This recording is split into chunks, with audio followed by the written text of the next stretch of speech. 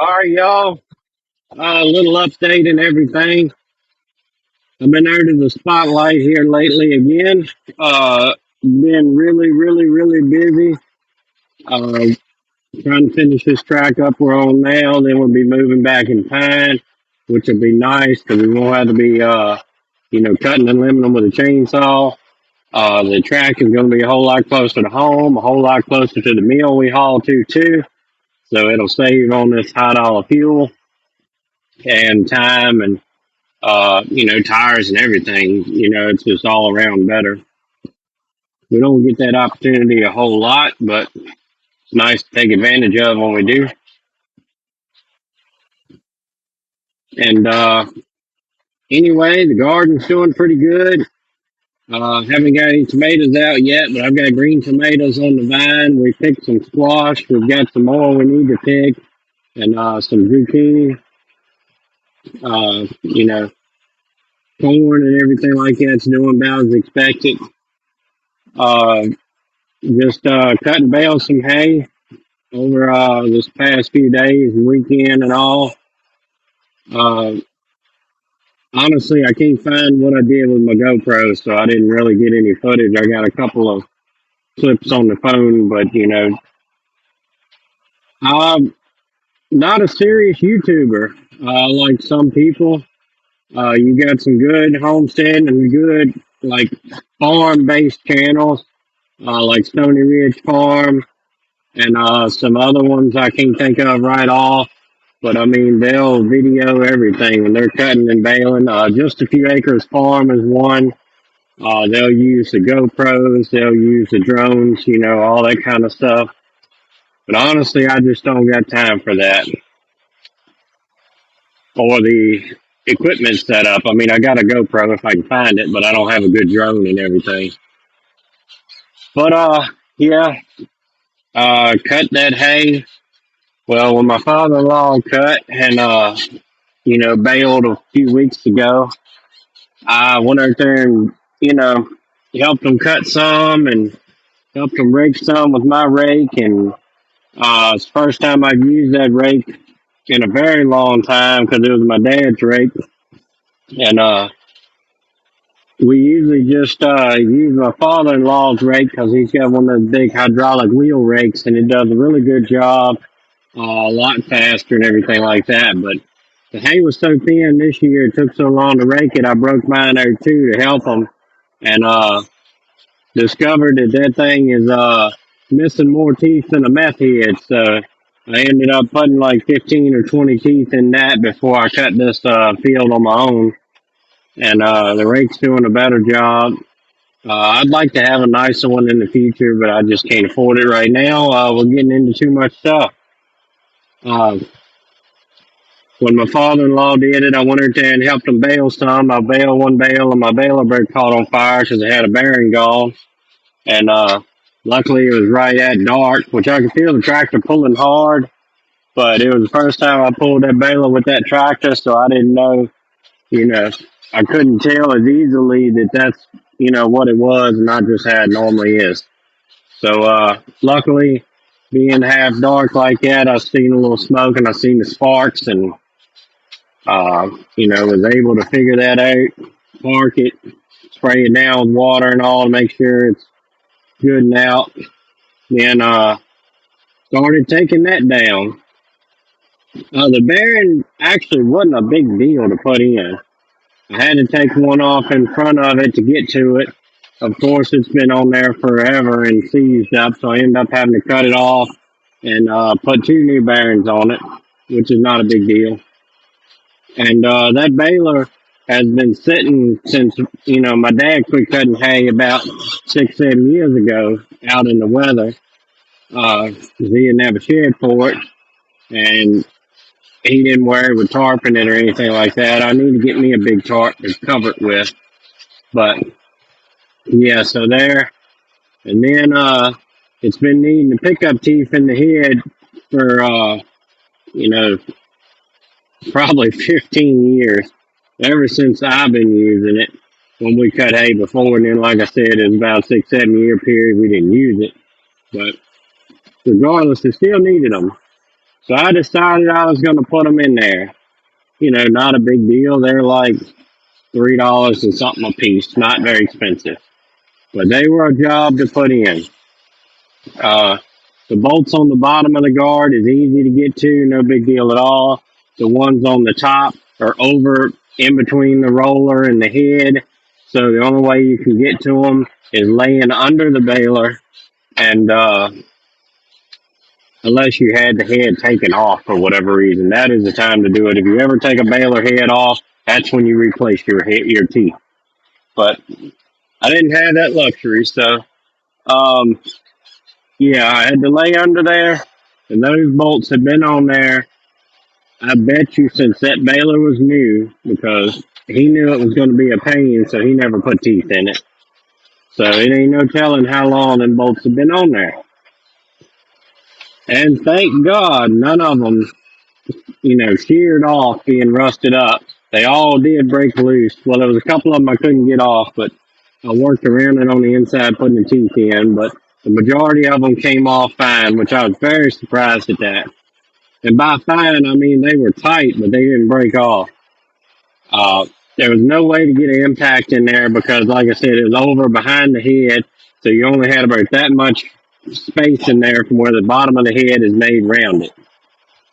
But I got my half-inch drive snap-on ratchet, small extension, regular socket, not a deep well, to fit in there and maximize the space.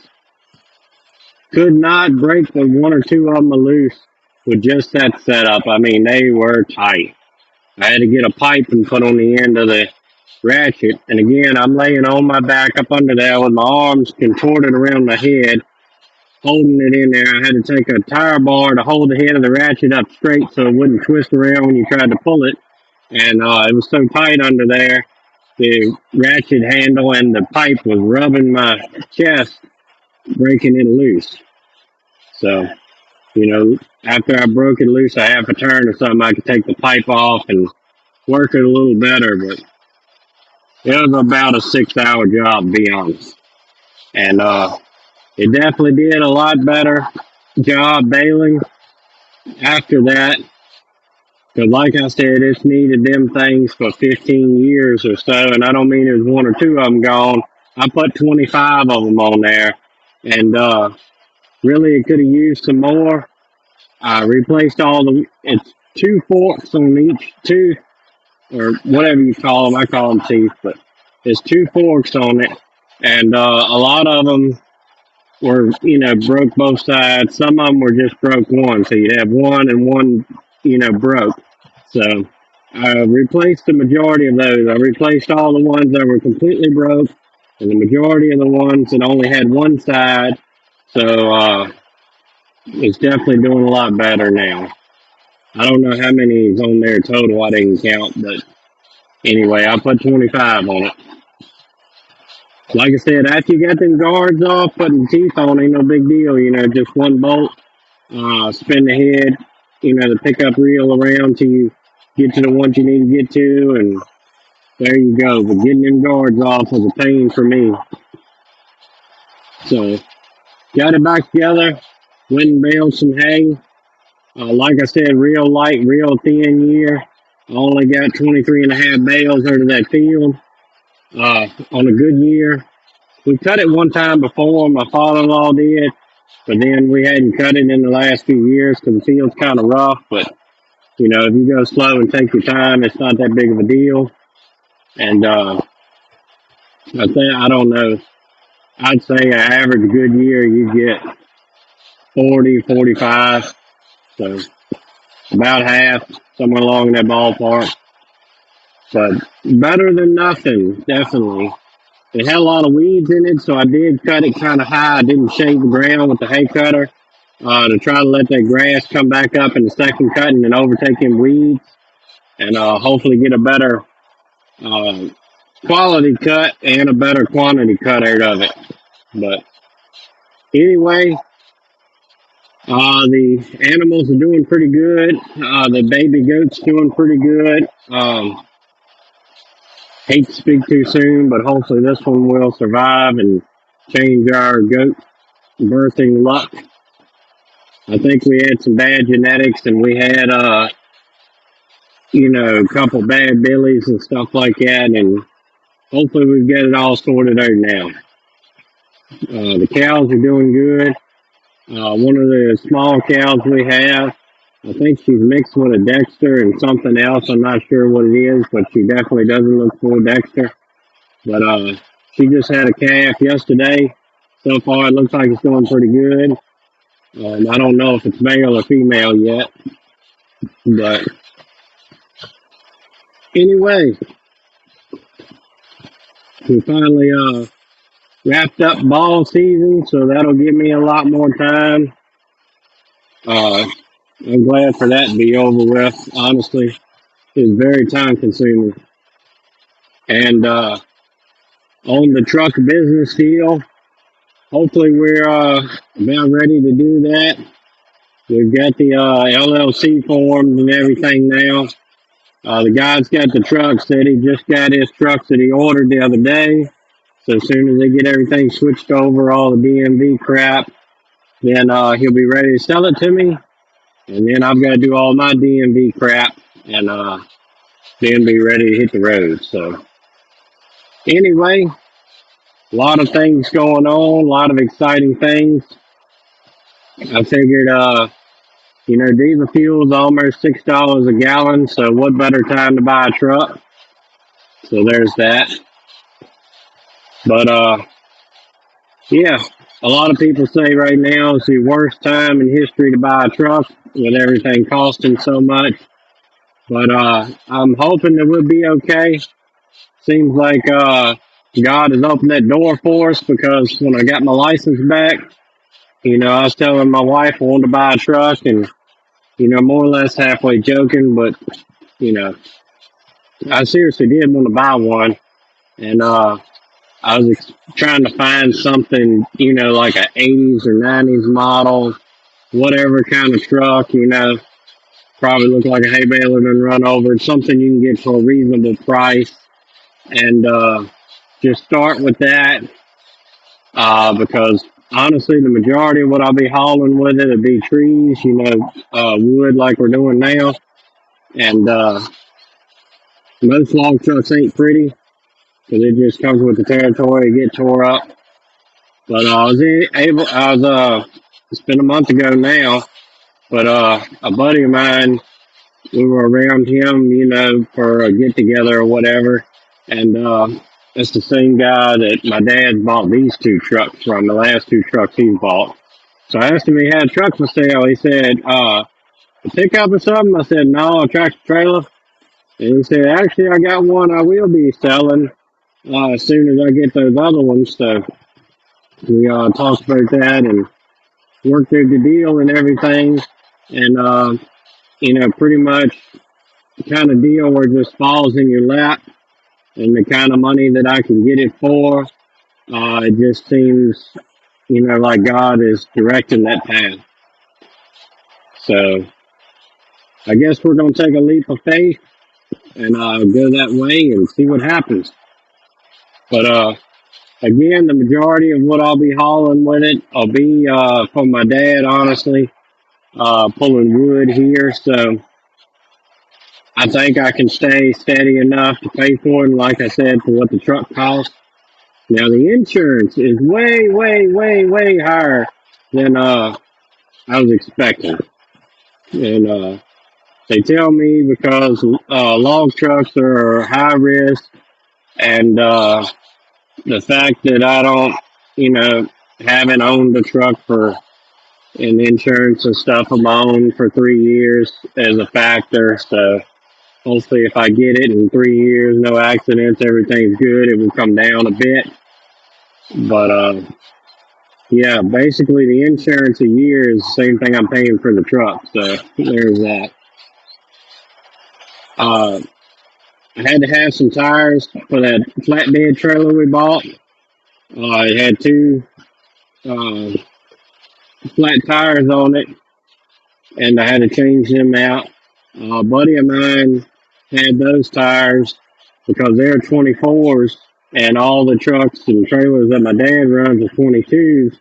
So he gave us some tires for him, a while back, and he said we could have them too, but we didn't have any use for them at the time. So, when I got that and everything, I called him, said, asked him if he still had them. He said, yeah. So I went and got them and put them on the trailer. And also, that's the same size tires as on that truck. So I'll have some spares in case I blow one or anything like that. And then I bought tires for that log trucks and used ones for that log trailer that I'm going to be pulling. Uh, so hopefully we'll be ready to go. So I'll have a truck and a 48-foot flatbed trailer, and I think it's a 42-foot log trailer. So anyway, and that'll be, because right now I'm cutting trees. My usual job's running the tree cutter and cutting with the saw if I have to do that. So I'm usually cutting and hauling when I got wood on the ground.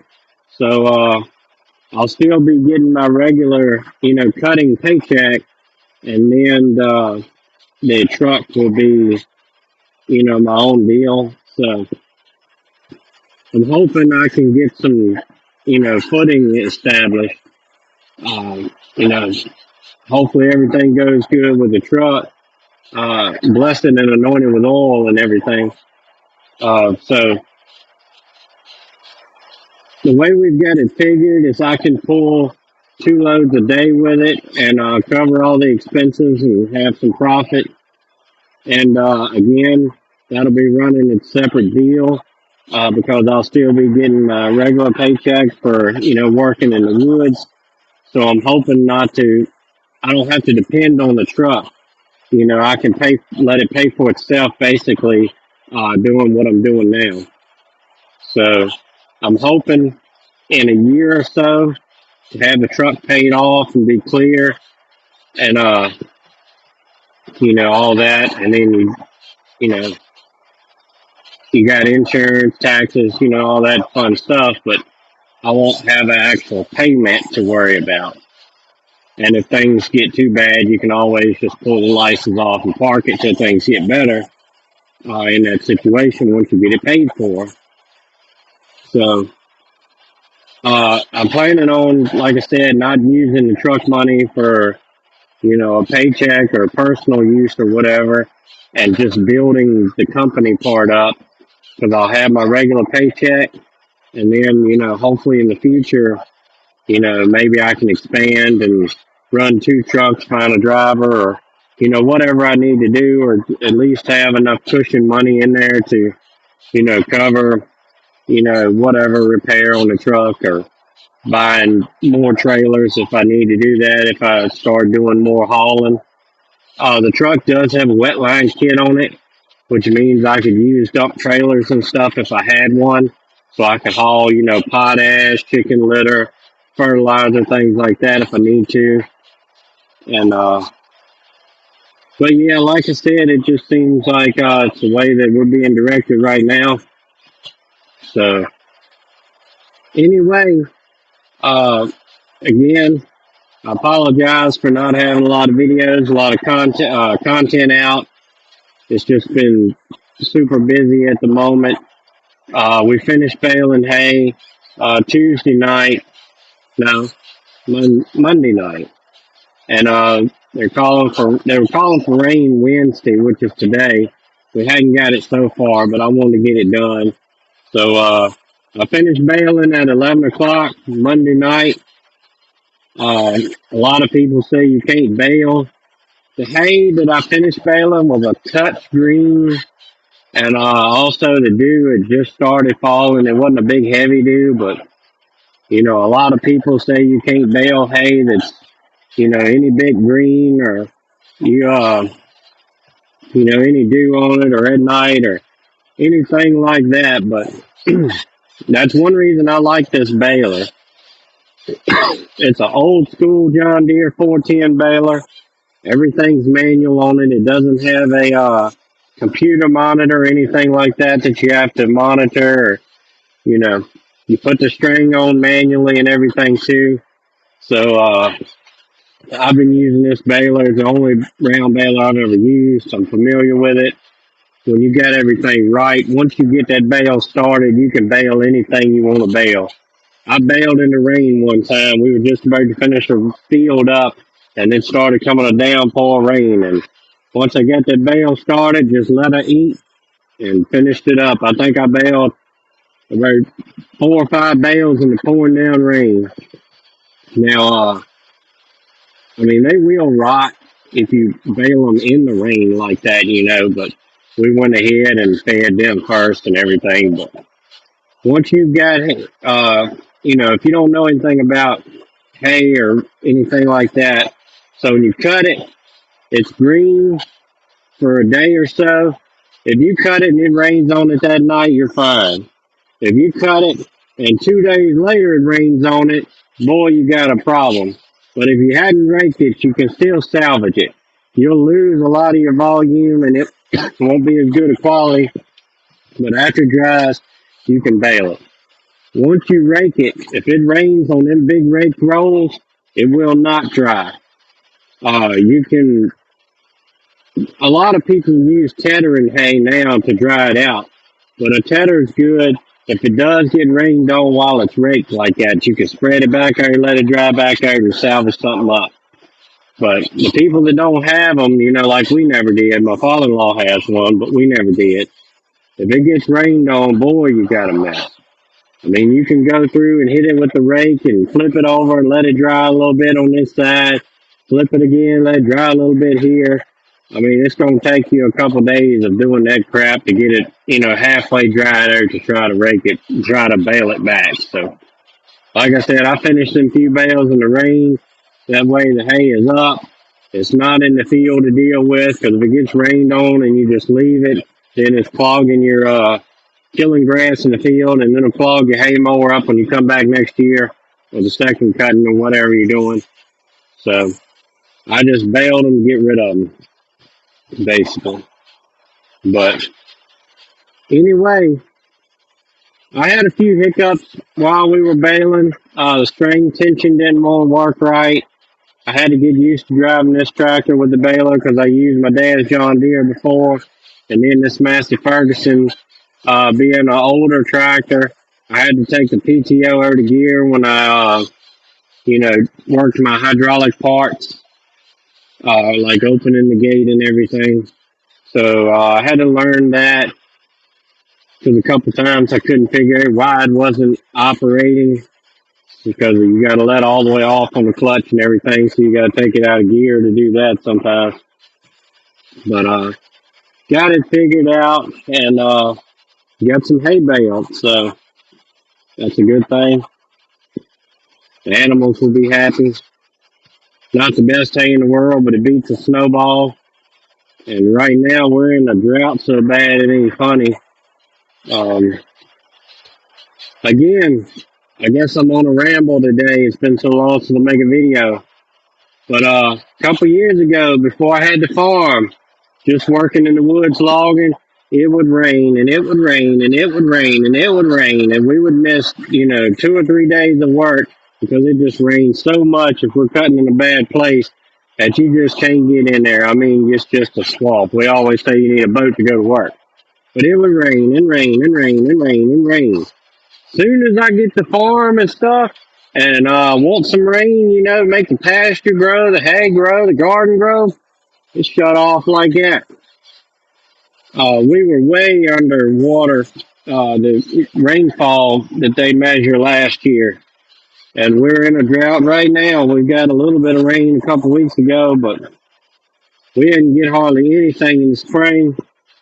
We calling for rain today, but I don't think we're gonna get it, man. The sky is pretty and blue as I ever seen it. It looked like it was gonna rain yesterday. It got all cloudy and everything, but it moved on. But yeah, that's just how it goes.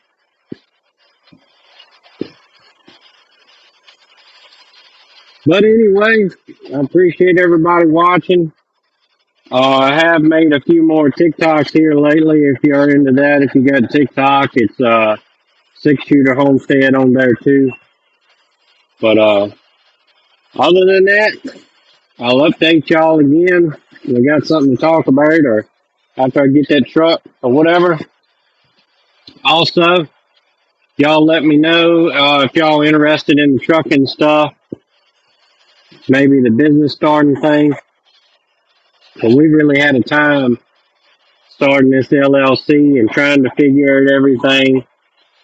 I've talked to a few people that's helped us out, but the majority of people we've asked don't know nothing, don't know the head from a hole in the ground. All I say, get a lawyer, get a lawyer, get a lawyer, get a lawyer, get a lawyer. We thought about it. We called one. It would take them 2 weeks to get us in, and it would cost $2,500 for them to start the LLC and write up an operating agreement for us. And I'm like, man, y'all crazy. Uh, yeah. So anyway, it's been an experience, and it's not quite over yet. I'm sure the DMV stuff will be just as fun. Tags and overload permits, road tax. So y'all don't know anything about trucks, heavy trucks and equipment like that. You got to pay a $22.90, which is a road tax. I think it's like $500 a year to be able to go up and down the road in a truck. Uh, Cars don't have to pay that. It always comes off of the working man as usual. So trucks have to pay a road tax, and uh, which should give you more right to be on the road, but that's not how it works. It's all in favor of the car traveler. Government tells you when and when you can't be on the road. They tell you what roads you can be on and what roads you can't. The road that you turn off of to go down the road I live on is a road such as that. It's got a big sign up, no through trucks. And it's not the greatest road in the world. I really wouldn't want to come through there on a truck anyway, but they shouldn't be able to tell you you can't travel down the road that you pay taxes on. And my dad said back in the day when you could go through that road, they built a big, nice bridge on it and everything like that and let all the trucks pay for it. And then as soon as they got the road all fixed up, they stopped the trucks from going through there. So, yeah, go figure. But anyway, other than that, wow, I've talked for almost 30 minutes. That's surprising. Um, It'll only take 4 hours to upload the video. So, yeah, stay prayed up, prepped up, and strapped up. See ya.